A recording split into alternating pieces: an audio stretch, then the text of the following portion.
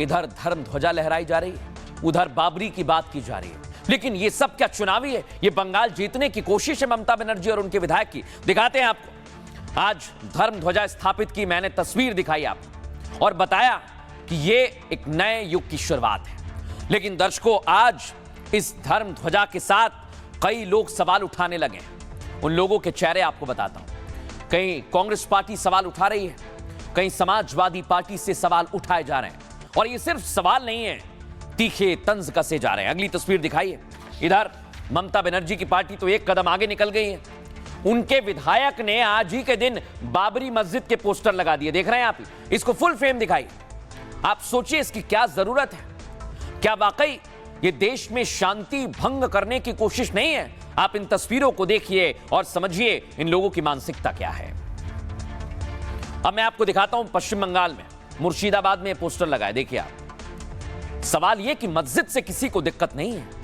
मस्जिद से तो ना हिंदू ना मुसलमान किसी को दिक्कत है, लेकिन बाबरी नाम से मुस्लिम भाई भी कह रहे हैं कि यह द्वेष फैलाने की कोशिश है। और मैं आपको बताता हूं इस द्वेष के लिए क्यों चिंता है हमें। क्योंकि 500 सालों तक संघर्ष किया गया है। क्या फिर से वही तैयारी है?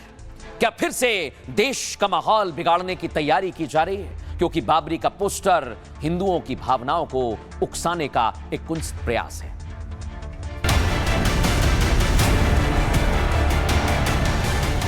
गुलामी की मानसिकता इतनी हावी हो गई कि प्रभु राम को भी काल्पनिक घोषित किया जाने लगा। अयोध्या में पीएम मोदी जब राम मंदिर की धर्म ध्वजा को फहरा रहे थे, बंगाल में बाबरी के पोस्टर लगाए जा रहे थे। अयोध्या से 1100 किलोमीटर दूर बंगाल के मुर्शिदाबाद में बाबरी मस्जिद बनाने की तैयारी हो रही है। ममता के विधायक ने नई बाबरी का ऐलान कर दिया है। 3 साल लगेगा वह खड़ा होने के लिए, तैयार होने के लिए। तो 6 दिसंबर 2025 वो भित्ति स्थापन होगा। बंगाल में ममता बाबरी मस्जिद बनाकर 2026 की जंग को जीतने का सपना देख रही हैं, लेकिन पीएम मोदी ने राम नगरी अयोध्या से ही विरोधियों को जवाब दिया। राम को काल्पनिक बताने वालों की पोल खोल दी। सदियों के घाव भर रहे हैं, सदियों की वेदना आज विराम पा रही है। सदियों का संकल्प आज सिद्धि को प्राप्त हो रहा है। सुन लिया दर्शकों आपने। लेकिन आज भी कई लोग हैं जो देश का माहौल बिगाड़ना चाहते हैं, और उनमें सबसे आगे नाम आ गया है टीएमसी का। बड़ी बात है कि टीएमसी क्या कर रही है, दिखाता हूं मैं आपको। पश्चिम बंगाल के मुर्शिदाबाद नई बाबरी के पोस्टर लगा दिए गए। दर्शकों, मुर्शिदाबाद के बुलडांगा में बाबरी के पोस्टर लग गए हैं। यही है वो पोस्टर जो मैं आपको दिखा रहा हूं। दावा है कि पोस्टर टीएमसी के विधायक हुमायूं कबीर ने लगवाए हैं। हुमायूं कबीर ने ऐलान किया कि बाबरी मस्जिद की हम नींव रखेंगे। 6 दिसंबर को बाबरी मस्जिद की नींव रखी जाएगी। पोस्टर में 6 दिसंबर को नींव रखने की तारीख भी लिखी हुई है, जो आप नीचे की तरफ देख रहे हैं दर्शकों। बेलडांगा ब्लॉक 1 में मस्जिद की नींव रखी जाएगी। बताया जा रहा है कि नींव रखने की तैयारी हो रही है। हुमायूं कबीर कोलकाता से मुर्शिदाबाद पहुंच गए हैं और अयोध्या के साधु संत ने हुमायूं कबीर को चेतावनी दी है, अगर बाबरी बनाई तो राम भक्त उसे फिर से ध्वस्त कर देंगे।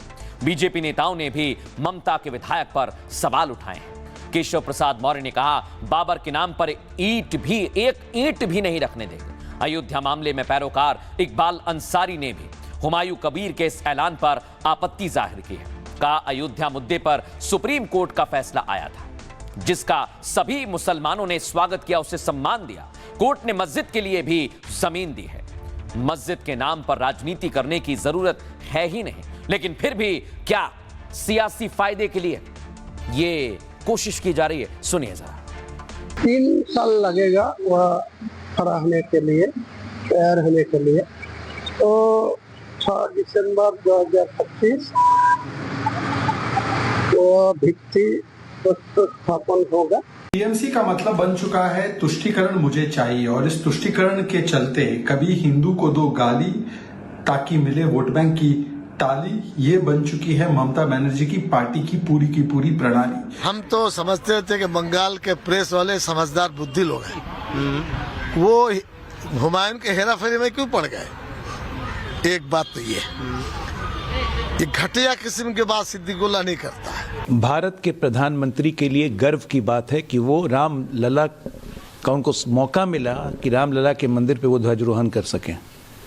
असुरी मानसिकता वाले, राक्षसी मानसिकता वाले, उनको ये बात समझ में नहीं आएगी, ना पसंद आएगी, तो भाड़ में जाए ऐसे लोग, हमें कोई चिंता नहीं है। कुछ लोग ऐसे हैं जो समाज को तोड़ना चाहते हैं, समाज में नफरत फैलाना चाहते हैं, भारत के अखंडता को समाप्त करना चाहते हैं। टीएमसी के जो विधायक हैं जो 6 दिसंबर को बाबरी मस्जिद का शिलान्यास के लिए कह रहे हैं, मैं कहना चाहता हूं हमारे राम भक्तों ने बाबर को वहां पहुंचा दिया जहां कोई नामो निशान नहीं है, और जो बाबरी मस्जिद के शिलान्यास के लिए बोलेगा ना उसको वहीं पहुंचा दिया जाएगा। ये हिंदुस्तान है, ये संस्कृति राम की पहचान है, राम से राष्ट्र है, और इस हिंदुस्तान में रह करके अगर कोई बाबर का नाम ले, कोई औरंगजेब का नाम ले, तो यह समझ लीजिए एक कानून को बहुत बड़ा चुनौती दे रहा है। हिंदुस्तान तुम छोड़ दो और पाकिस्तान जाओ, इस्लामाबाद जाओ। लेकिन दर्शकों, सवाल ये कि आखिर धर्म ध्वजा जब स्थापित की गई उसी दिन विरोध क्यों किया जा रहा है? क्या इसके पीछे कोई साजिश तो नहीं है? आइए जरा आपको बताता हूं। अयोध्या में राम मंदिर की धर्म ध्वजा की स्थापना हो गई है और मोदी ने बिना किसी का नाम लिए विरोधियों को जवाब भी दे दिया है। राम को काल्पनिक बताने वालों को करारा जवाब मिला है। पीएम मोदी का इशारा कांग्रेस पार्टी की तरफ था। दर्शकों, कांग्रेस नेताओं ने कई बार भगवान राम के अस्तित्व पर सवाल उठाए। पीएम मोदी ने राम मंदिर आंदोलन को आज याद किया, कहा कि आज सदियों के घाव भर रहे हैं। ये ध्वज हमें प्रेरणा देता है, प्राण जाए पर वचन न जाए। अखिलेश यादव ने विकसित भारत के सपने पर कमेंट किया था, बयान दिया था, 2047 तक मोदी क्या विकसित भारत देख पाएंगे? पीएम मोदी ने भगवान राम की नगरी अयोध्या से आज जवाब दिया है। नाम नहीं लिया, लेकिन कहा जब हम नहीं थे तब भी देश था, जब हम नहीं रहेंगे तब भी देश रहेगा। संभल सांसद ने ध्वजारोहण पर सवाल उठा दिए, कहा कि ध्वजारोहण से देश का भला नहीं होने वाला है। अयोध्या सांसद अवधेश प्रसाद ने कहा, दलित समाज से हूं इसलिए मुझे बुलाया नहीं गया। ये राम की मर्यादा नहीं, संकीर्ण सोच का परिचायक है। इतना ही नहीं दर्शकों, लगातार सवाल उठाए जा रहे हैं, लेकिन सबसे महत्वपूर्ण बात तो ये कि क्या ये सिर्फ सियासत के लिए किया जा रहा है? सुनिए जरा। औरंगजेब जैसा क्रूर बादशाह मनमानीपन पर उतर आया था। तिलक को मिटाने के लिए, जनेऊ को समाप्त करने के उद्देश्य से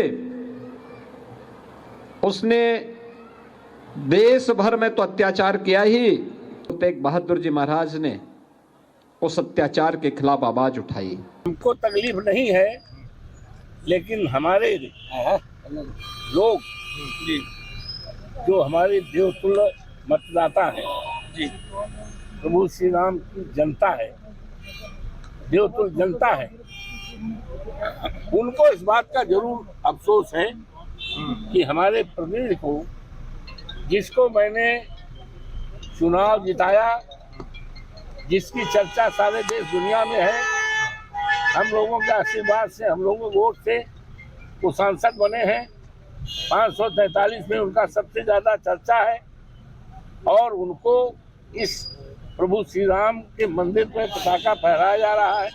उनको न बुलाने का मलाल और तकलीफ प्रभु श्री राम की जनता को, हमारे देवतुल्य मतदाताओं को है। हमें कोई तकलीफ नहीं। अगर एक विशेष वर्ग के लिए, एक समाज के लिए आप सिर्फ ये काम करके अगर एक मैसेज देना चाहते हो कि हम उनके लिए ये काम कर रहे हैं, तो अफसोस है कि इस चीज़ से कौन से आप प्रदेश और देश की तरक्की कर सकते हैं? सिर्फ और सिर्फ गुमराह लोगों को हो सकते हैं।